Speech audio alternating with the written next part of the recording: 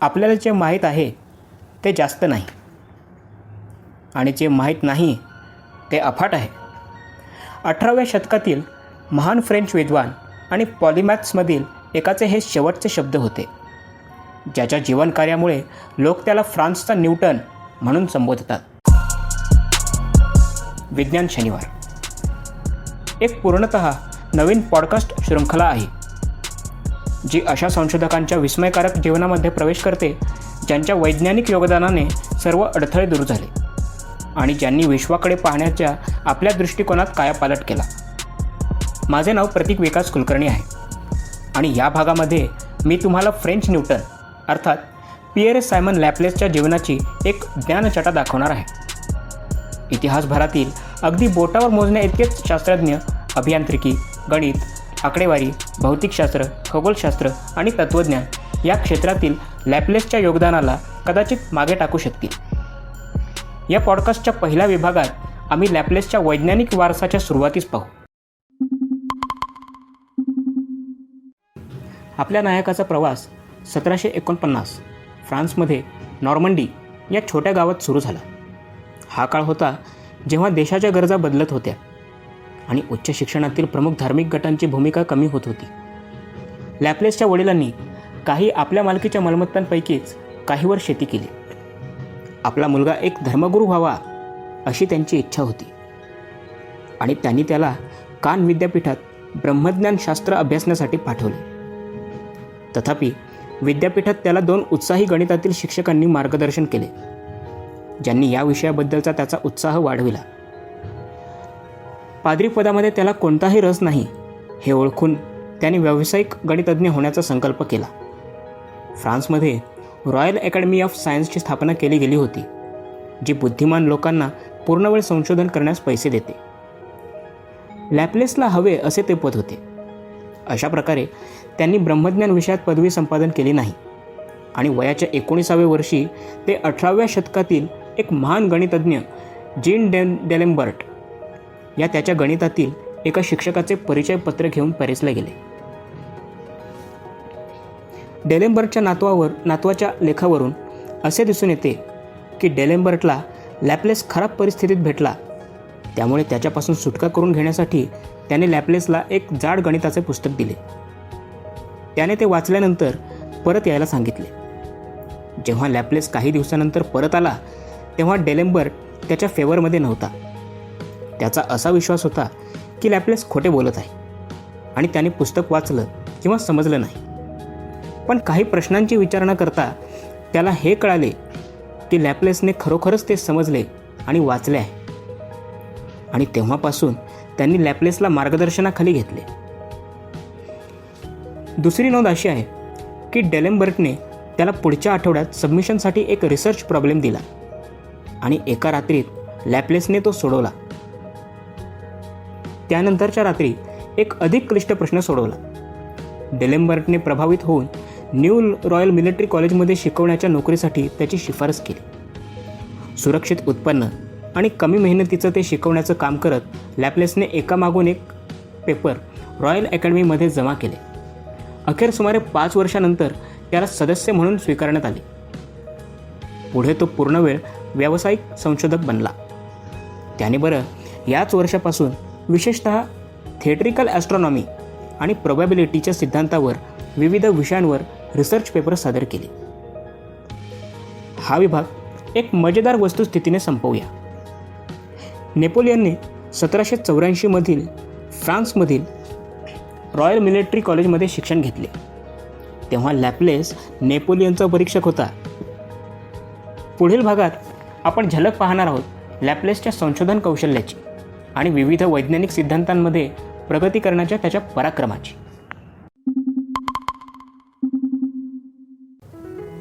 Laplace हा स्वतः format किंवा न्यूटनसारखा जनक अथवा शोधक नव्हता, तर सिंथेसायझर आणि सुधारक गणिती होता.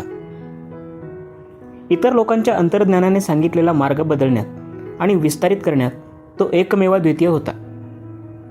एकदा त्याला कल्पना आली की तो जनरलाइज आणि प्रत्यक्ष ॲप्लाय करण्यात लॅप्लेस उत्कृष्ट होता, पण त्याला सुरुवात करून द्यायला कोणाची तरी आवश्यकता असायची असे वाटते. 18व्या शतकाच्या मधल्या काळातील बहुतेक मोठ्या समस्या सौरमंडळाविषयी होत्या. न्यूटनच्या गुरुत्वाकर्षणाचा नियम आकाशातील सर्व प्रकारच्या घटकांच्या विश्लेषणामध्ये वापरला जात होता. 1704 मध्ये न्यूटनचा मित्र एडमिन हेली याने अशा प्रकारचे कार्य केले ज्यायोगे 1758 मध्ये होणाऱ्या धूमकेतूच्या आगमनाची पूर्वकल्पना आली. त्यावेळी 10 वर्षांचा लॅपलेस खूपच प्रभावित झाला. म्हणूनच 1773 मध्ये त्याने एक मुख्य त्रासदायक समस्या घेऊन संपूर्ण सौरमंडळावर न्यूटोनियन गुरुत्वाकर्षण लागू करत त्याचे मुख्य कार्य सुरू केले. शनीचा सतत विस्तार होत असताना बृहस्पतीची कक्षा निरंतर कमी होत असल्याचे का दिसते? सौर यंत्रणेतील परस्पर गुरुत्वीय क्रिया इतक्या गुंतागुंतीच्या होत्या की गणिताचे समाधान अशक्य वाटले. आणि म्हणूनच न्यूटनने असा निष्कर्ष काढला होता की सिस्टमचा समतोल राखण्यासाठी वेळोवेळी दैवी हस्तक्षेप आवश्यक आहे. 1776 मध्ये लॅप्लेसने हे सिद्ध केले की सेक्युलर पिरियडिक व्हेरिएशन्सच्या व्यतिरिक्त सूर्यापासून ग्रहांचे सरासरी अंतर इनव्हेरियंट अर्थात अचल आहे. 24 वर्षाच्या तरुण व्यक्तीसाठी हा एक उत्कृष्ट ओरिजिनल संशोधन कार्याचा भाग होता. जिथे न्यूटनला देखील खात्री नव्हती तिथे तो यशस्वी झाला. अर्थात लॅग्रेंजने हा रिझल्ट शोधण्याच्या पद्धतीची पूर्वदृष्टी दिली असली तरीही लॅप्लेसच्या परिश्रम आणि योग्यतेमुळे त्याने हे यश मिळवले, ज्यामुळे त्याच्या यशस्वी कारकिर्दीची सुरुवात झाली. ज्या उमेदीने लॅप्लेसच्या कामाचे कौतुक झाले त्यामुळे कदाचित त्याला थोडी फसवणूक करण्यास प्रेरित केले. 1774 मध्ये पॅरिसमधील अकॅडमी ऑफ सायन्सेस यांना याच विषयावरील एक मेमोयर लॅग्रेंजने पाठवले होते. या विषयावरील मागील व्याख्यानामुळेच अकॅडमीने हे मेमोयर्स लॅप्लेसला देखील पाठवले आणि त्यांनी लॅग्रेंजच्या निकालाचा विस्तार करण्यासाठी त्वरित कार्य हाती घेतले आणि काही नवीन रिझल्ट्स प्राप्त केले. नवीन रिझल्ट्स मिळाल्याबरोबर लगेच पद्धतशीरपणे ते लिहिले आणि लॅग्रेंजच्या आधी हे प्रकाशित करण्याची घाई केली. त्याने लिहिले की हे संशोधन करण्याबद्दल मी बराच काळ विचार केला होता, परंतु गणिताच्या खगोलशास्त्रातील लहान उपयोगितांमुळेच मला ही कल्पना सोडून द्यावी लागली. आणि मी मान्य करतो की लॅग्रेंज यांनी नुकतंच अकॅडमीला पाठवलेले एक उत्कृष्ट मेमोयर जे पुढीलपैकी एका खंडात दिसून येईल ते मी वाचले नसते तर मी पुनश्च प्रॉब्लेमवर काम केलेच नसते. लॅप्लेसची कामे इतकी दूरवर पसरलेली आहेत की मर्यादित कालावधीमध्ये प्रत्येक गोष्ट समजणे अशक्य आहे. त्यांनी उष्णता, चुंबकत्व आणि विजेच्या वैज्ञानिक अभ्यासासाठी गणिताचा पाया घातला आणि लॅप्लेसचे समीकरण आणि लॅप्लेस ट्रान्सफॉर्म सारख्या महत्त्वपूर्ण योगदानासह गणिताच्या भौतिकशास्त्राचे क्षेत्र घडविण्यात त्यांनी अग्रेसर भूमिका बजावली. लॅप्लेशियन डिफरन्शियल ऑपरेटर जे गणितामध्ये मोठ्या प्रमाणावर वापरले जाते त्याचे नावही त्यांच्या नावावर आहे. ते असे व्यक्ती होते ज्यांनी सौरमंडलाची उत्पत्ती आणि नेबुलर हायपोथेसिसची स्थापना आणि विकास केला तथा ब्लॅक होलचे अस्तित्व आणि ग्रॅव्हिटेशनल कोलॅप्सच्या संकल्पनेचे संकेत देणारे ते पहिले वैज्ञानिक होते. याचबरोबर आपण हा खंड इथेच समाप्त करू. पुढच्या आणि अंतिम विभागात आपण लॅप्लेसच्या गणितातील योगदानांना थोडक्यात समजण्याचा प्रयत्न करू. गणितीय भाषा न वापरता गणितावर चर्चा केल्याने लॅप्लेसच्या कार्याला न्याय मिळणार नाही. म्हणून जर आपल्याला पुढील विभागात संदर्भित काही गणितीय संकल्पना किंवा शब्दावली समजत नसेल तर पॉडकास्टला पॉज करून निसंकोच गुगल सर्च करा.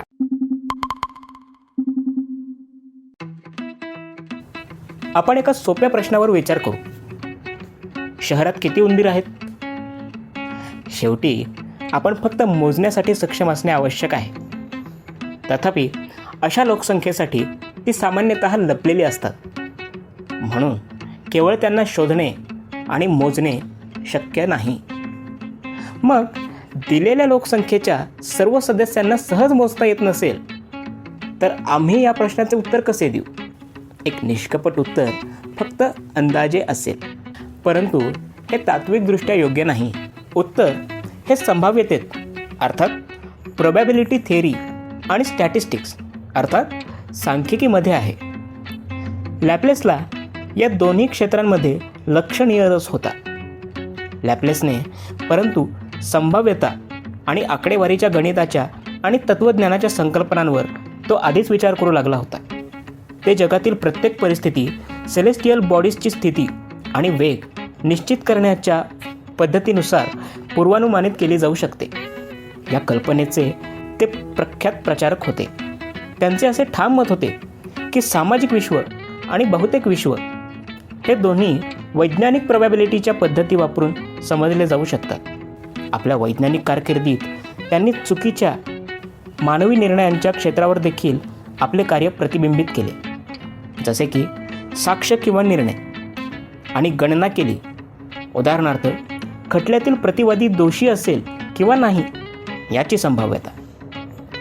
1974 जेव्हा ते 25 वर्षांचे होते तेव्हा त्यांनी रॉयल अकॅडमी ऑफ सायन्सेसने memoir of probability of causes of events हा छोटा पेपर प्रकाशित केला होता. लॅप्लेसला रॉयल अकॅडमीमध्ये प्रवेश मिळावे अशी अपेक्षा असलेल्या 5 वर्षांच्या काळात त्यांनी अब्राहम दी मॉयवर यांच्या डॉक्ट्रिन ऑफ चान्सेस या पुस्तकाचा अभ्यास केला. त्यांनी विचार केला की ते घटनांच्या कारणांच्या संभाव्यतेचे वर्णन करण्याच्या प्रश्नाचे उत्तर शोधण्यासाठी त्यातील कल्पनांचा वापर करू शकतात.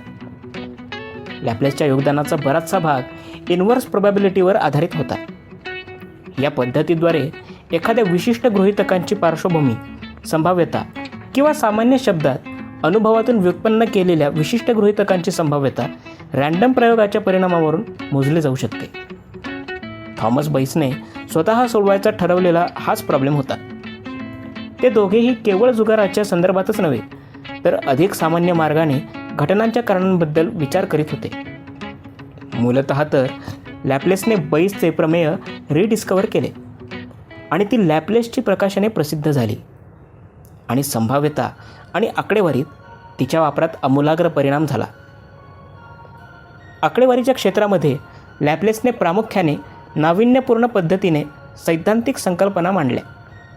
तथापि याने मोठ्या प्रमाणावर विश्लेषकदृष्ट्या प्रोबॅबिलिटी थिअरीच्या पुढील जडणघडणीवर परिणाम झाला.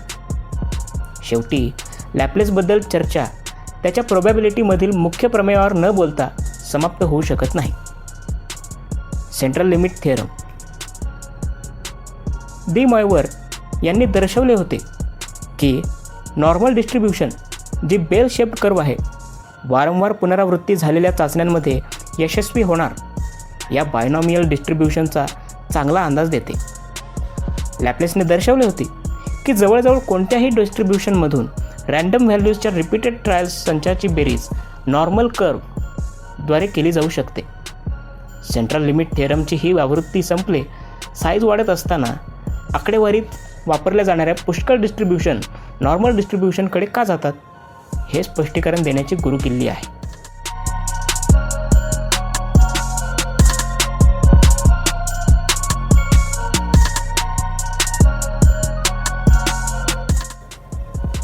आज आपण पॉलिमॅथ्स आणि तत्त्वज्ञानासाठी ज्याने आपले पूर्ण आयुष्य अर्पण केले अशा गणितज्ञाची कारकीर्द पाहिली. त्याने विश्वाबद्दलच्या आपल्या समजुतीला वेगळी दिशा कशी दिली हे देखील आपण पाहिले. आपल्या वैज्ञानिक संशोधनात अतिशय सक्रियतेने आयुष्याच्या शेवटच्या भागापर्यंत अभ्यास केल्यावर लॅप्लेस यांचे 5 मार्च 1827 रोजी पॅरिसमध्ये निधन झाले. आम्ही त्याच्या शेवटच्या शब्दाची पुनरावृत्ती करून हा भाग समाप्त करतो. आपल्याला जे माहीत आहे ते जास्त नाही. आम्हाला जे माहीत नाही ते अफाट आहे. कथेच्या शेवटच्या क्षणापर्यंत आमच्याबरोबर खेळून राहिल्याबद्दल आम्ही आपले आभारी आहोत. जर हा भाग आपल्याला आवडला असेल तर आमच्या निर्मात्यांना प्रोत्साहन देण्यासाठी ह्या पॉडकास्टला लाईक करा, आमच्या चॅनलला सबस्क्राईब करा, बेल आयकॉन दाबा, म्हणजे पुढील भाग येताच आपल्याला नोटिफिकेशन मिळेल. आणि कमेंट सेक्शनमध्ये आपले अभिप्राय द्या.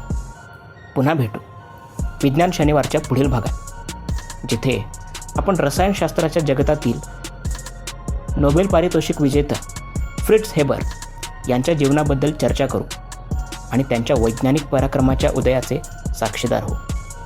धन्यवाद.